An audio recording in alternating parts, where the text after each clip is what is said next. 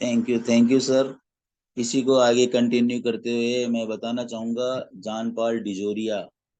मैंने लोगों को नौकरी पे रखते समय मुख्यतः अंतर्ज्ञान के हिसाब से काम करता हूँ। यानी मैं कैसा महसूस करता हूँ अगर मैं किसी कारोबारी स्थिति में हूँ और मैं किसी के साथ व्यवसाय करने का विचार करना चाहता हूँ, तो मैं अंतर्ज्ञान की दिशा में जाना चाहता हूँ, क्योंकि आत्मा महसूस करती है सर। इसी के आगे लेन बीचली कहते हैं, हम अपने अंतर्ज्ञान के मूल्य को कम आंकते हैं। हम अपने सहज बोध पर विश्वास करने में असफल रहते हैं। मैंने अपनी कुछ सबसे बड़ी गलतियां तब की तब मैंने अपने अंतर्ज्ञान की बात नहीं सुनी, या अगर सुनी भी तो मैंने इस पर सवाल किया। यह महत्वपूर्ण है कि आप इस पर भरोसा करना सीख लें। हो सकता है कि आपने अनजाने में अपने अंतर्ज्ञान का द्वार बंद कर दिया हो, जैसा हम में से कई लोगों ने किया है।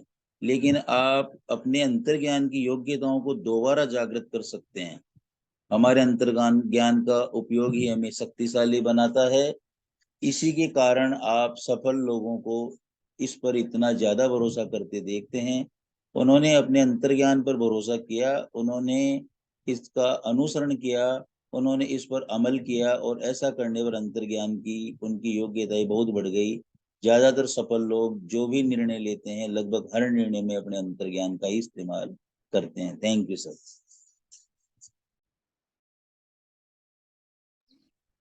थैंक यू श्याम सुंदर जी, थैंक यू वेरी मच। और मैं कोई हैंड रेज नहीं देख पा रहा हूँ अभी।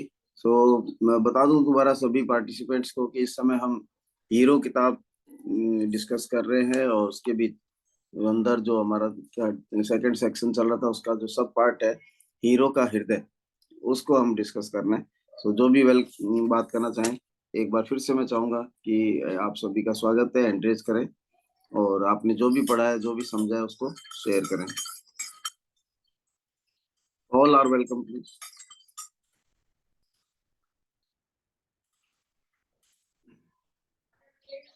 चलिए, तो कोई भी हैंडरेज नहीं दिख पा रहा है, तो बात करते हैं थोड़ा सा अंतर्ज्ञान के बारे में। अभी अंतर्ज्ञान को लेके सारे रीडर कंप्लीट हो गए ना? लेड मिल्टन तक हो गए, ठीक।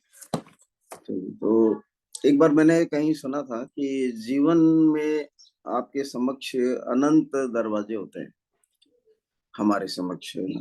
तो जो अनंत दरवाजे, यानी कि जैसे अभी अंतर्ज्ञान की बात हो रही है, तो अनंत दरवाजे जो है वो एक तरह से हमारी वो कैपेसिटीज हैं, एबिलिटीज हैं जो हमको पता नहीं है, और हम जिनको यूज या फिर हम उनको यूज नहीं कर रहे होते हैं। तो बताते हैं कि जब आप मेहनत करते हैं, खूब मेहनत करते हैं, तो उन अनंत दरवाजों में से आप कुछ दरवाजे खोल पाते हैं। और जब आप बुद्धिमत्ता का इस्तेमाल करते हैं, तो आप कई सारे दरवाजे खोल पाते हैं। लेकिन जब आप जीवंत होते हैं, यानी कि आप उस शाश्वत मस्तिष्क की, जहाँ इस किताब में अभी हीरो वाले के हृदय के अंदर बात हुई है, शाश्वत मस्तिष्क, वो मस्तिष्क जो आपका यूनिवर्स का ही एक हम वैसे तो मानते ही हैं कि हम सभी उसी एक परम शक्ति, परमात्मा का अंश हैं। तो वो जो शाश्वत मस्तिष्क है, वो उसी की बात यहाँ पर हो रही है। बेसिकली अगर हम बात कहें तो साइंस ऑफ गेटिंग रिच में भी यही लिखा हुआ है कि there is a supreme mind, there is a universal mind, there is a universal element. ऐसे अलग अलग नामों से उसको एड्रेस किया गया है। करीब करीब 13-14 तरह के नाम दिए गए हैं, लेकिन उन सबको अपन अपने सनातन परिप्रेक्ष्य में अगर समझने की कोशिश करें, तो कुल मिला के जो हमारी थ्योरी है, one is all and all is in one, जो साइंस ऑफ गेटिंग रिच में भी बताई है। और वो थ्योरी गीता की हम पढ़ते भी है, हर संडे को समझ रहे हैं कि दुनिया में जो कुछ भी है, वो सब कुछ एक में ही है, और जो एक है वो सभी के अंदर है, यानी कि वो एक हमारे अंदर भी मौजूद है।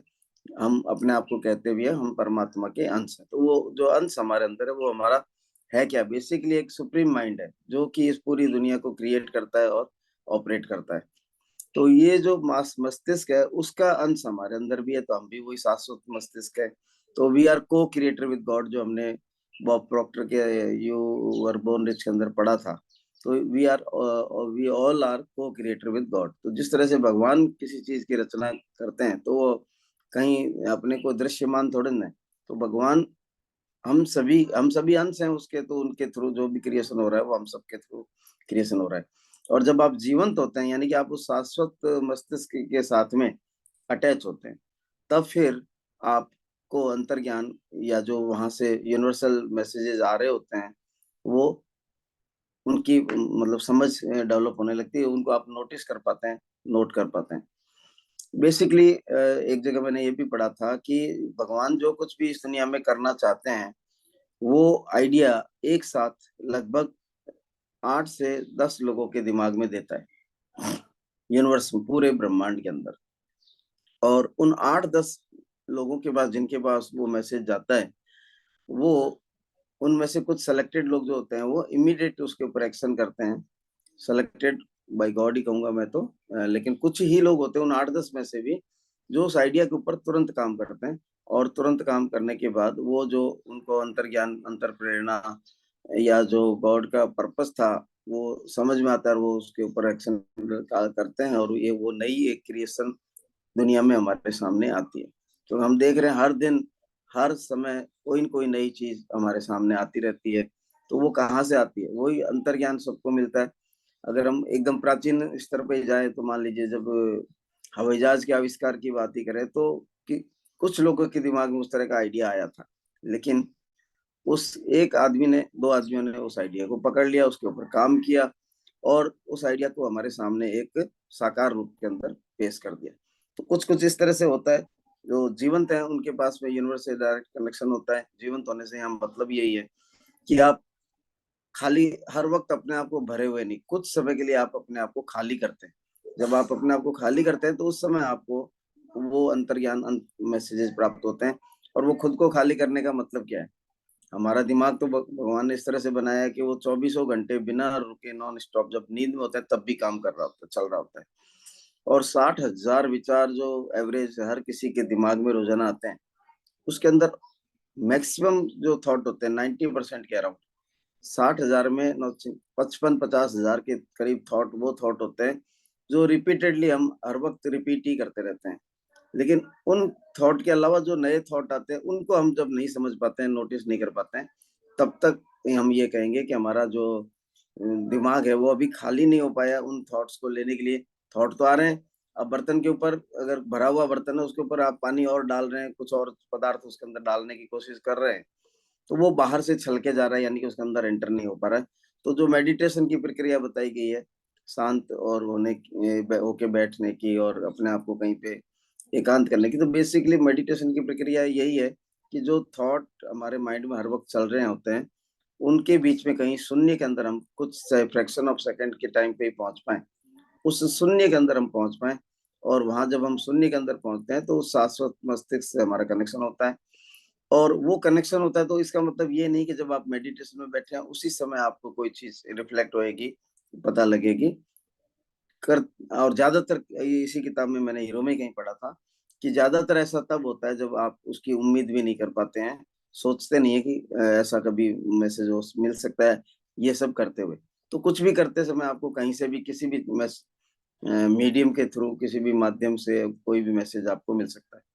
तो वो यूनिवर्सल माइंड के साथ जो हमारा अंतर्ज्ञान, इसी को कहा गया है कि आपको जो मैसेज यूनिवर्स से आ रहे हैं वो आप किस तरह से एक्सेप्ट कर पाते हैं या नहीं कर पाते हैं। तो वही सारी यहाँ पर बात है। तो आगे मैं बात करने के लिए इनवाइट करना चाहूंगा जो भी लोग और बात करना चाहें, किताब को पढ़ा हो या इन्हीं सब बातों के बारे में कुछ शेयर करना चाहें, जो कंफ्यूजन अभी सुप्रिया जी ने रखा उसको लेकर।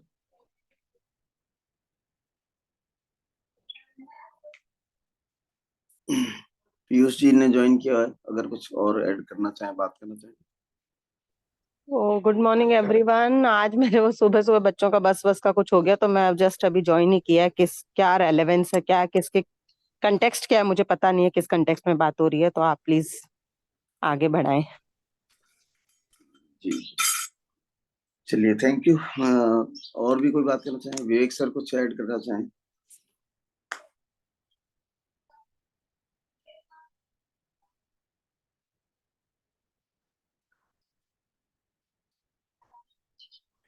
शायद विवेक सर मल्टीटास्किंग में है इस समय, तो अपन आगे बढ़ते हैं। थोड़ा सा जो सुमित जी ने उस दिन अपने लीडर्स के साथ भी बात की थी, हमारे लीडर्स के साथ में, उन्होंने जो विजन बोर्ड की वहां पर बात की थी, विजुअलाइजेशन की बातें हुई थी, तो उन्हीं सबको थोड़ा सा आगे बढ़ाते हुए और बात करते हैं। तो इंटरेस्टेड हैं उन सब बातों को समझने के लिए, या फिर आज के सेशन को हम आगे रूटीन की तरह ही चलाएं? Yes sir, yes sir, interested है। चलिए चलिए, स्वाति संदीप जी का भी हैंड रेज हुआ। स्वाति जी आप, नमस्कार। हाँ जी सर। नमस्कार जी, आप कुछ किताब से लेके ऐड करना चाह रहे हैं या? सर आपने मेरा एक क्वेश्चन है सर, एक बार आपने ही बताए थे कि जो हम मैनिफेस्ट करते हैं या जो हम सोचते हैं या है ना विजुलाइज करते हैं, तो उसको हम सोच के फिर कंटिन्यू ना सोचे उसके बारे में, है ना।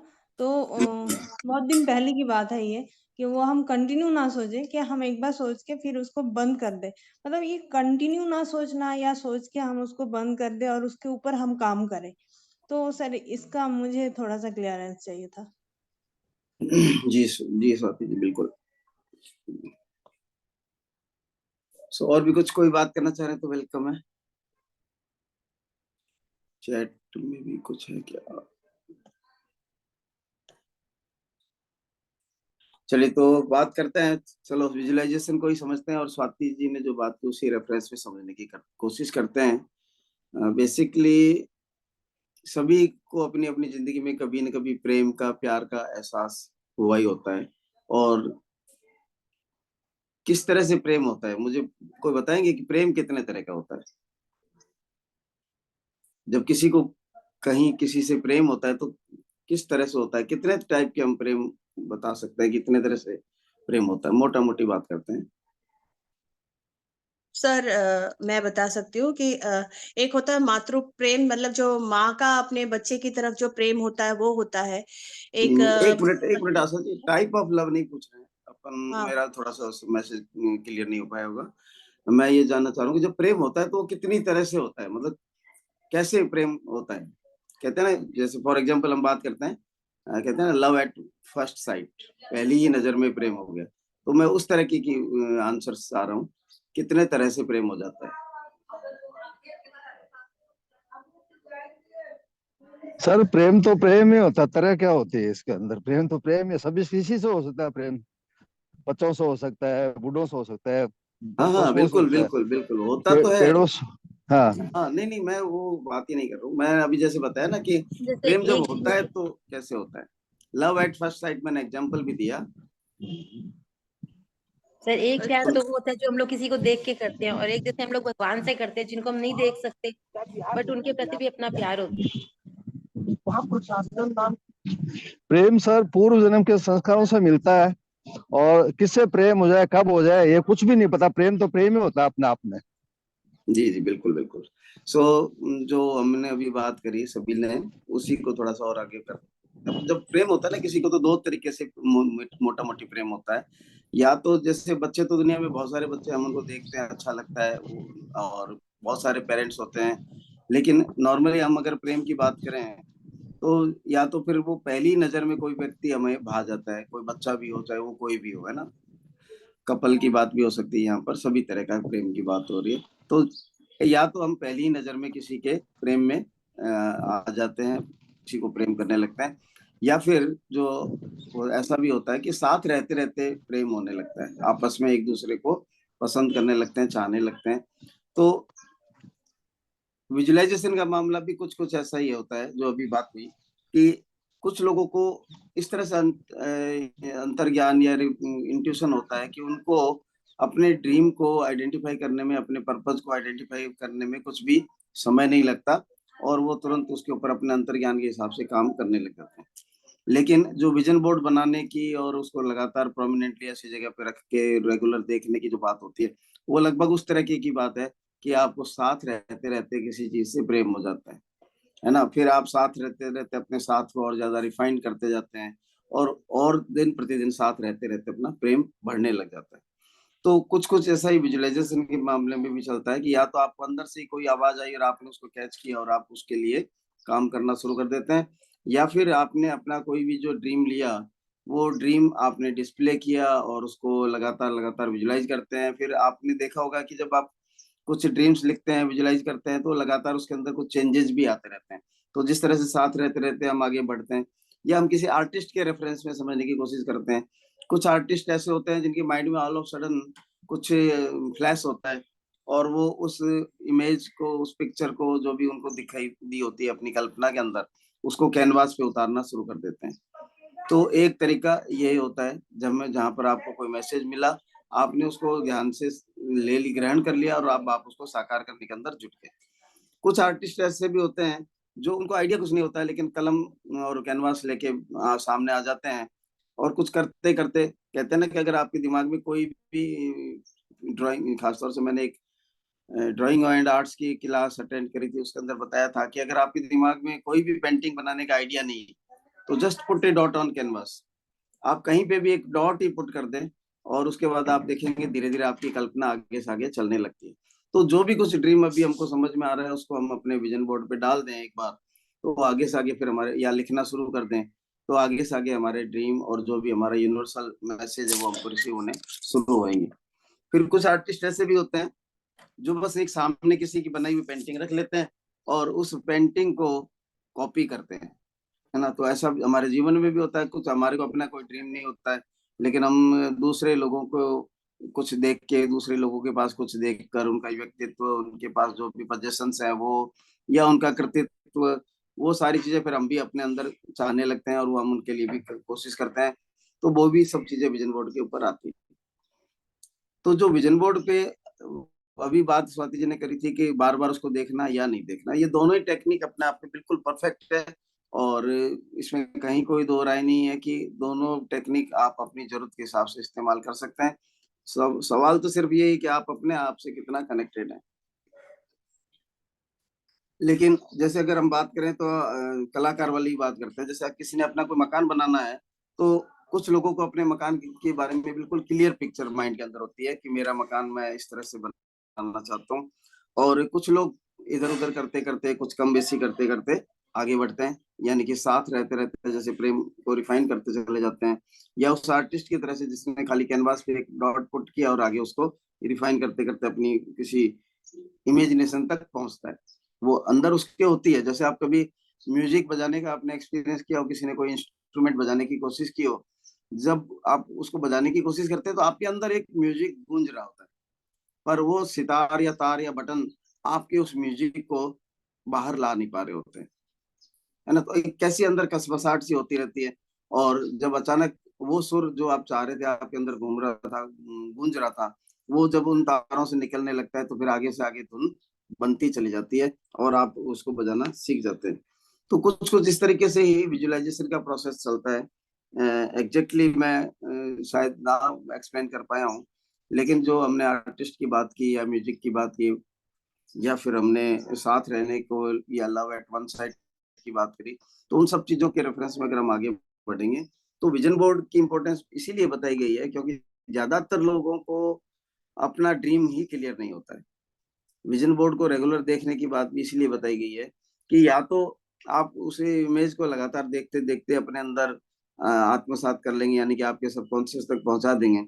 बेसिकली सबकॉन्शियस में होता क्या है, आपने सभी ने जो भी खासतौर से 40 के ऊपर हैं, उन्होंने तो जरूर पोलराइड कैमरे यूज किए हैं ना। जब हम कैमरे का शटर क्लिक करते हैं या भी हम मोबाइल से भी इमेज लेते हैं, तो जैसे ही हम क्लिक करने के लिए स्क्रीन को टच करते हैं, क्या होता है उस समय, तो जो सामने का सीन होता है वो ऑल ऑफ सडन उसके अंदर कैप्चर हो जाता है। और जो पुराने जमाने में कैमरे होते थे, पोलराइड वाले कैमरे, उनके अंदर एक फिल्म लगी होती थी। उस फिल्म को फिर डार्क रूम के अंदर जाके प्रोसेस किया जाता था और फिर वो इमेज उभर कर सामने आती थी। तो ये जो सिस्टम था, यानी कि कैमरे का आपने शटर को क्लिक किया तो जैसे जो सामने इमेज थी, फ्रैक्शन ऑफ सेकंड के अंदर ही कैमरे की रील के ऊपर आ गई, यानी कि आपके ब्रेन के ऊपर जो सचेतन मस्तिष्क है आपने उसके ऊपर किसी चीज को डाला, और कोई पल ऐसा आएगा जब वो कैमरे का शटर क्लिक होगा और वो जो इमेज, वो जो ड्राइंग आपके सामने थी, तो वो इमेज जो है वो आपके दिमाग के अंदर, यानी कि सचेतन मस्तिष्क से अब अवचेतन मस्तिष्क तक पहुंच गई है। अब अवचेतन मस्तिष्क पे जो चीज रिसीव हो गई है उसके बाद आपको कुछ भी करने की जरूरत नहीं। अब तो अवचेतन का काम है कि वो आपसे वो सब कुछ करवाएगा। अपने आप आपको आइडियाज आते रहेंगे, आपको मोटिवेशन आता रहेगा, आपको इंस्पिरेशन आते रहेंगे और आगे से आगे बढ़ने का कुछ प्रोसेस चालू हो जाएगा। लेकिन जब तक आपकी सबकॉन्शियस में कोई इमेज एंटर नहीं होती है तब तक सारी प्रॉब्लम होती है। तब तक हमारे को उस विजन बोर्ड की जरूरत होती है जो अभी पूछा गया कि विजन बोर्ड को लगा बना के भूल जाएं या ड्रीम को लेके भूल जाएं। तो ये दोनों ही टेक्निक अपने आप में काम करती है। अगर आपकी इमेजिनेशन पावर, विजुअलाइजेशन पावर इतनी अच्छी है कि just like love at one side, आपने देखा और उस व्यक्ति की इमेज, उसका पूरा का पूरा व्यक्तित्व आपके मस्तिष्क के अंदर एकदम गहरे तक उतर गया, अब आप उसी पल उसके प्रेम में गिर गए। तो वो जो चीज है वो कह ले, अगर ऐसा आपका विजुअलाइजेशन पावर है तो फिर आपको विजन बोर्ड की बिल्कुल भी जरूरत नहीं है। और जैसा कि रॉक्सी नफोसी ने अपनी किताब में भी बताया कि विजन बोर्ड, आपने अपने ड्रीम डिसाइड किया, आपको अच्छा लगा, विजुअलाइज किया और बस जस्ट एक बार विजन बोर्ड के उसके ऊपर रख के उसके ऊपर डेट पुट कर दें। डेट पुट हाथ से करने का बहुत इंपॉर्टेंस है, ड्रीम को हाथ से लिखने की बहुत ज्यादा इंपॉर्टेंस है। मनीष जी पाठक को खूब जमाइयां आ रही हैं, रात को लाए सोए नहीं, या फिर उनको लगता है कि टॉपिक बकवास चल रही है कुछ। तो लेकिन मैं बताऊं, थोड़ा सा ये गुड टॉपिक है, लेकिन हर किसी को अपने आप को इसको समझने की कोशिश करनी होगी।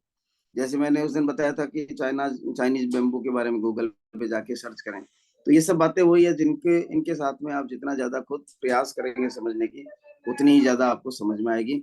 किसी भी के व्यक्ति बताने मात्र से एक बार आपके दिमाग के अंदर कुछ लहरें उठेगी, लेकिन अगर आपने फिर उनको आगे दोबारा से अध्ययन के साथ कनेक्ट नहीं किया या मेडिटेशन के साथ कनेक्ट नहीं किया, तो फिर वो प्रोसेस वहीं का वहीं स्टॉप हो जाता है, आगे नहीं बढ़ पाता है।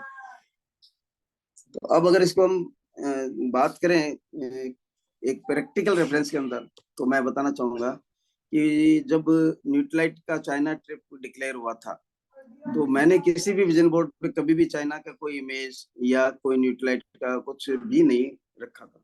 मैंने कोई विजन बोर्ड उसको रेफरेंस में बनाया ही नहीं था। लेकिन वो इतना स्मूथली क्वालिफाई हुआ और गिने चुने लोगों का पूरा इंडिया में क्वालिफाई हुआ। तो उसके पीछे क्या प्रोसेस था, थोड़ा सा मैं जो समझ पाया हूँ मैं उसको एक्सप्लेन करूंगा, आप शायद उसके साथ साथ कुछ समझ पाए। तो जब चाइना टूर डिक्लेयर हुआ था तो उसके साथ में जो रिवॉर्ड जरूर, मतलब जो क्वालिफिकेशन थी वो तो सिंपल सी थी कि आपको 80,000 पीवी कम से कम करने हैं।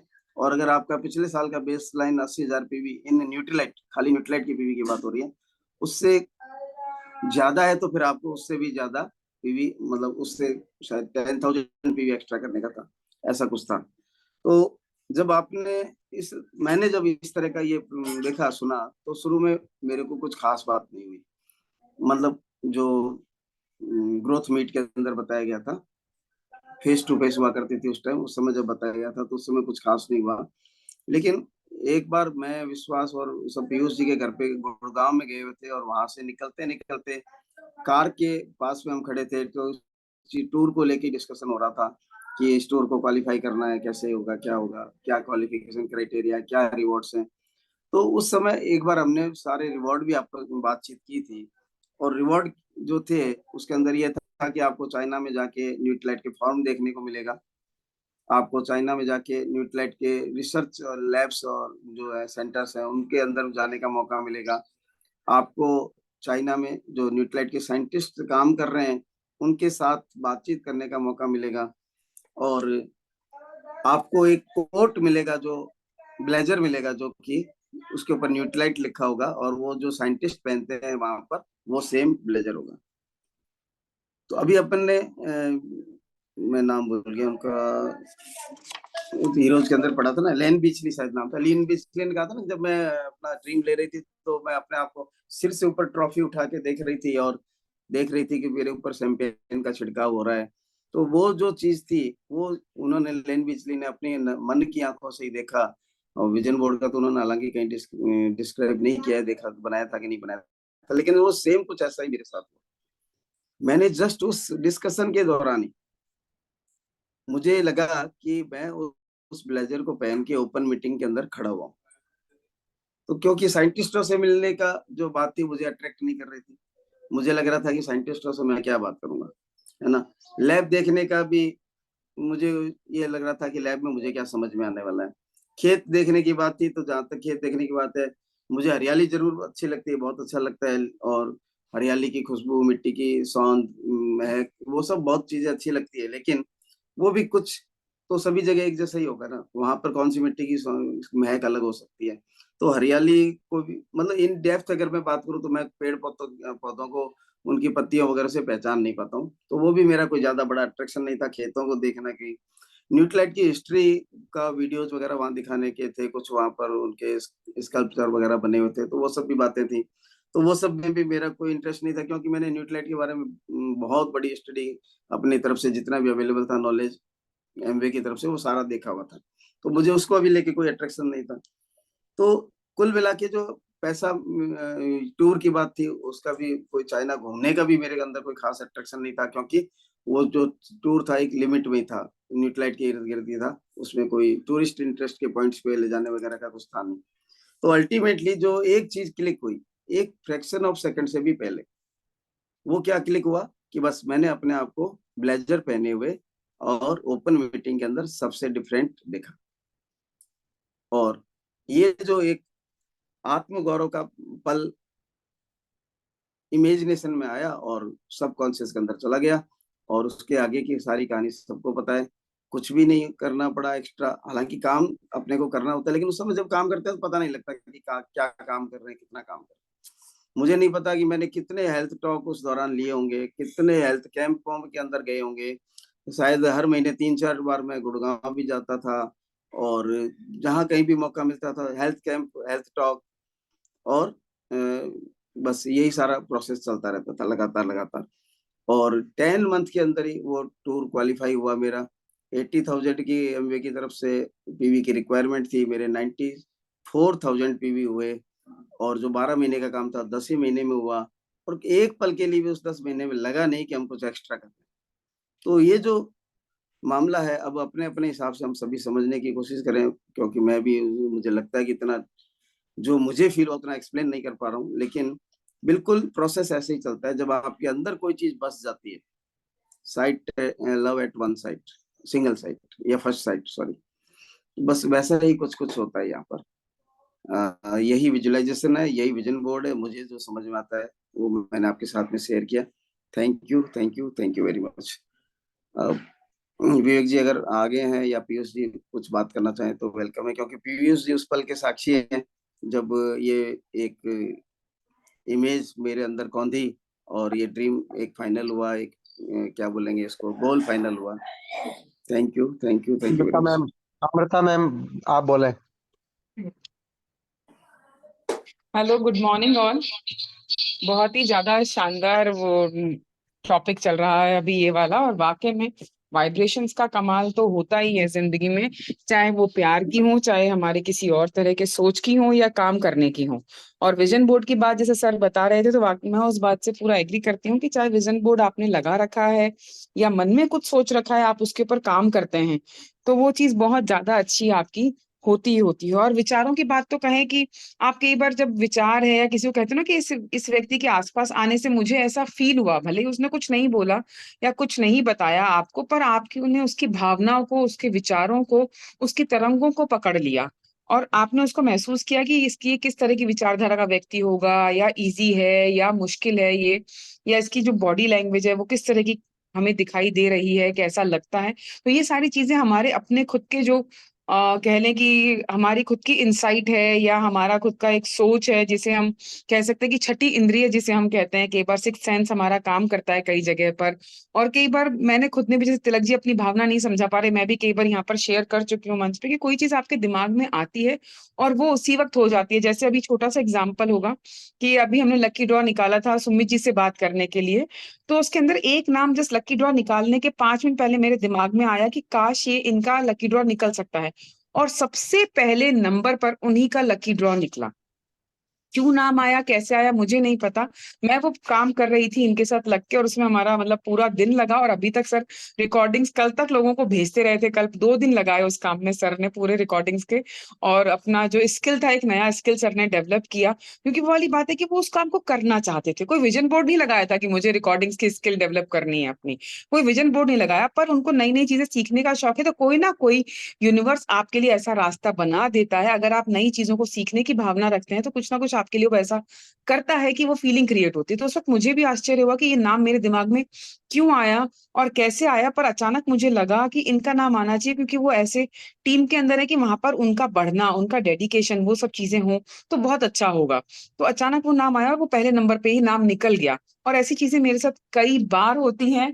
तो और सर भी आ गए हैं पीछे से मेरे सर के ऊपर तो मुझे अचानक ही, मैं कब से आज कह रही थी कि आप इस बारे में बहुत अच्छी बात करेंगे। वैसे टाइम पूरा हो चुका है, 8:11। तो मैं चाहूंगी सर अपना चेहरा दिखा चुके हैं, तो विचारों को भी व्यक्त कर ही दे तो बेहतर होगा। नहीं नहीं, बस बहुत मजा आ गया तिलक जी की सारी बातें सुन के, एकदम बिल्कुल उनके चाइना ट्रिप की पूरी याददाश्त एकदम ताजा हो गई। बहुत ही अमेजिंग था और कितना अच्छे से एक्सप्लेन किया। लेकिन फिर भी तिलक जी को ऐसा लग रहा था कि जितना उनकी फीलिंग है उतना एक्सप्लेन नहीं करता है। और पहले भी तिलक जी ने बढ़िया कहा कि मल्टीटास्किंग में लगे हुए हैं। मल्टीटास्किंग में लगा हुआ था, लेकिन आ सकता था, लेकिन बनियान पहनी हुई थी, अभी टी शर्ट पहन के आया हूँ इसलिए कैमरा ऑन नहीं किया। तो थैंक यू वेरी मच। आप सभी का दिन जो है वो बहुत बहुत शुभ हो, और शाम की मीटिंग के अंदर मिलकर और शानदार बातें करते हैं और दिन भर की एक्टिविटीज करके आज के दिन को प्रोडक्टिव बनाएंगे। तो वीक प्रोडक्टिव बनेगा, फिर मंथ प्रोडक्टिव बनेगा, और धीरे धीरे अपन अपने मंजिल, लक्ष्य, अपने सपनों की दुनिया के अंदर पहुंचने वाले हैं, उसको प्राप्त करने वाले हैं, ये एकदम तय है। आप सभी को बहुत बहुत शुभकामनाएं। Back to awesome host Tilak ji. एक चीज और है कि मुझे जब सर बोलते हैं तिलक जी, मुझे वाकई में अच्छा लगता है, क्योंकि ये मेरे भी सारे जो टॉपिक्स का है या जो बातचीत है, हीरो हो चाहे वो सीक्रेट हो, वो सारे दिल के करीब टॉपिक है, और मुझे सुन के बहुत मजा आता है। और कुछ अपनी पुरानी चीजें दिमाग में आ जाती है, और कुछ नई चीजें सर की बातों के थ्रू नई ऐड हो जाती हैं। Thank you so much to all, बहुत अच्छा चल रहा है सारा कुछ, सबका धन्यवाद है। और over to host. Thank you, thank you, thank you sir and Amrita भाभी जी। मैं हालांकि मेरे से छोटे हैं, पर इनको हमेशा भाभी जी ही बोलता हूँ। सो thank you very much. And बस आशा जी का एक प्रश्न चैट के अंदर जो है उसको एड्रेस करते हुए मैं अफर्मेशन के लिए कॉल करूंगा। तो जो भी अफर्मेशन कराना चाहते हैं वो रेडी रहें प्लीज। सो आशा जी ने जो पूछा फिर विजुअलाइजेशन क्या होता है, तो विजुअलाइजेशन बस वो 1 सेकंड के कुछ छोटे से हिस्से के लिए जो मैंने अपने आप को ओपन मीटिंग के अंदर उस कोट को, ब्लेजर को पहने हुए देखा, और वो जो एक गर्वीला एहसास था उस समय का, बस वो ही एक विजुअलाइजेशन था। और हम जो विजुअलाइजेशन करने की बात करते हैं तो वो उसी मोमेंट तक पहुंचने की तरीका है। जब हम लगातार लगातार किसी चीज को विजुअलाइज करते रहते हैं, जैसे आप कैमरा लिए घूम रहे हैं, इधर से इधर कैमरे का लेंस अलग अलग चीजों को देख रहा है, लेकिन जब तक आपका शटर नहीं दबता है, क्लिक नहीं होता है, तब तक वो इमेज अंदर नहीं जाती है। तो जब तक आपके सबकॉन्शियस के अंदर इमेज नहीं जाती है तब तक हमको इस विजुअलाइजेशन की जरूरत है। तो वो शटर क्लिक करना जो है वो कैसे क्या होता है, बहुत लंबा प्रोसेस है, लंबी बातें हैं, तो नेक्स्ट सेशन में कभी आगे फिर करेंगे। So thank you very much to all of you for a great participation. And now affirmation के लिए जो भी आगे आना चाह रहे हैं। जी पीयूष जी, कोई बीच में लेफ्ट हो गया था, अगर वापस ज्वाइन किया, कुछ बात करना चाह रहे थे, जरूर बात करें। कल करेंगे सेशन, बहुत ही ज्यादा मजेदार रहा और बहुत बड़ी इंसाइट है सही में, और चीजों को गहनता से समझते जाएंगे तो एकदम बात समझ में आ रही है कि सफलता का रास्ता जो है वो सुबह सुबह जो है हमारे इस मॉर्निंग बुक रीडिंग क्लब से जाता है। ये सारे इतने जबरदस्त नगेट्स मिल रहे हैं तो वी आर रियली फॉर्चुनेट, कृतज्ञ हैं। Thank you everyone, thank you so much. Saturday को बहुत गपशप के अंदर ये सारी बातें करेंगे। मुझे लगता है हम सबको नोट करना चाहिए, क्योंकि सभी के मन के अंदर कुछ ना कुछ उद्गार तो आ रहे हैं ये सारी बातें सुन के। कुछ आप कनेक्ट कर पा रहे होंगे, कुछ रिकॉल कर पा रहे होंगे, कुछ कंफ्यूजन्स होंगे, कुछ क्वेश्चंस होंगे। तो अभी अभी होते हैं इमीडिएट, बाद में फिर भूल जाते हैं। तो अच्छा तरीका यही है मनन करने का। जैसे कहते थे ना पहले के टाइम में, तो बस श्रवण करते थे, फिर मनन करते थे और निधि ध्यासन करते थे। तो वही है कि अब तो हमारे पास में लिखने का पूरा तरीका है, तो सब लिखें और सैटरडे को बहुत ही एक्टिवली पार्टिसिपेट करें। Thank you so much Tilak ji for all your wisdom. Thank you भैया, थैंक यू भाभी। Thank you Piyush ji. So affirmation के लिए कौन आगे आना चाह रहे हैं, वेलकम। सर मैं करवा दूं गौरी भाभी।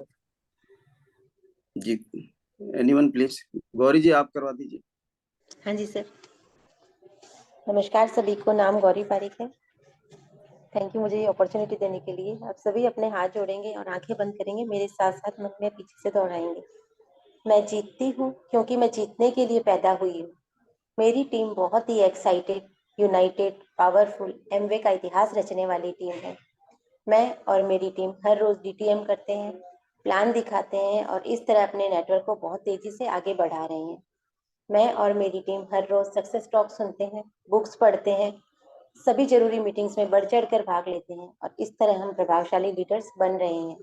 मैं और मेरी टीम 100% प्रोडक्ट्स यूजर हैं और हर महीने 600 पर्सनल PV की रिटेलिंग बहुत आसानी से करते हैं। हमारे मेंटर बहुत अच्छे हैं और हम सब उनके मार्गदर्शन में लगातार आगे बढ़ रहे हैं। मैं और मेरी टीम ढेर सारा पैसा कमा रहे हैं और पैसा हमारी तरफ खींचा चला आ रहा है। मेरे और मेरी टीम के सभी के सपने पूरे हो रहे हैं। एमवे बिजनेस बहुत ही सरल है और डायमंड एंड बियॉन्ड जाना मेरे लिए बहुत आसान है। थैंक यू गॉड, मुझे मेरी 6 टीमों में मेरे से भी ज्यादा शानदार लीडर्स कपल मिल गए हैं। मैं और मेरी टीम हर साल एमवे की फ्री फॉरेन ट्रिप्स एंजॉय कर रहे हैं। Thank you God, I am a diamond. Thank you God, I am a diamond. Thank you God, I am a diamond. Thank you God, thank you God, thank you God. Love you God, love you God, love you God. अब सभी अपने हाथों को रब करेंगे और ये energy अपनी आंखों और अपने पूरे शरीर को। Thank you everyone, thank you so much. Thank you. कल हमारा टॉपिक रहेगा इसी सेक्शन 2 के अंदर, हीरो के अंदर, हीरो का तरीका, और हिंदी इंग्लिश दोनों ही किताब पे 115 नंबर पेज से ये शुरू होगा। So all are requested, and मैं चाहूंगा कि आज की सेशन का मजा अगर लेना है तो जरूर जरूर उस कल से किताब को पढ़ के आए 115 नंबर पेज से, और जरूर मीटिंग के अंदर भी पार्टिसिपेट करो। Thank you very much. Thanks a lot. सभी का दिन बहुत अच्छा रहे। Thank you.